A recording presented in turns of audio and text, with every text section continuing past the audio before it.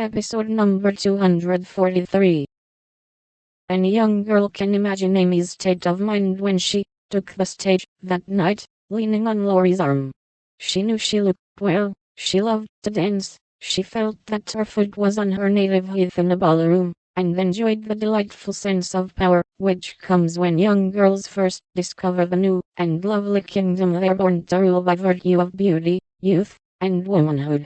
She did pity the Davis girls, who were awkward, plain, and destitute of escort, except a grim papa and 3 grimmer maiden aunts, and she bowed to them in her friendliest manner as she passed, which was good of her, as it permitted them to see her dress, and burn with curiosity to know who her distinguished-looking friend might be. With the first burst of the band, Amy's color rose, her eyes began to sparkle, and her feet to tap the floor impatiently, for she danced well, and wanted Laurie to know it. Therefore the shock she received can better be imagined than described, when he said in a perfectly tranquil tone, "Do you care to dance? One usually does at a ball." Her amazed look and quick answer caused Laurie to repair his error as fast as possible. "I meant the first dance. May I have the honor?" "I can give you one, if I put off the count. He dances divinely, but you will excuse me, as you are an old friend," said Amy, hoping that the name would have a good effect, and show Laurie that she was not to be trifled with. "Nice little boy, but rather a short pole to support.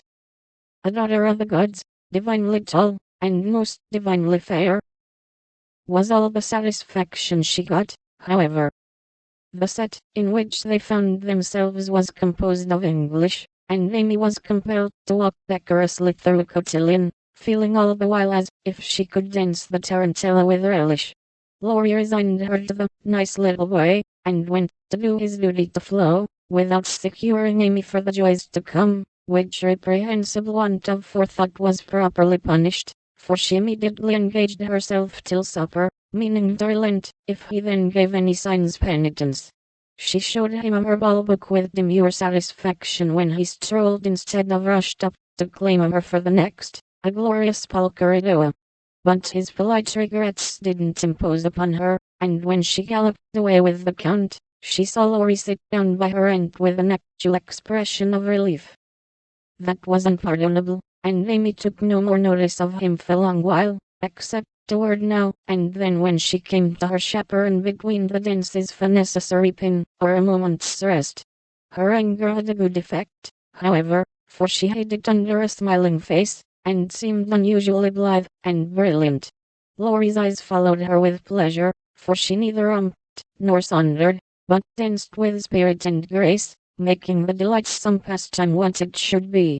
He very naturally fell to studying her from this new point of view, and before the evening was half over, had decided that little Amy was going to make a very charming woman.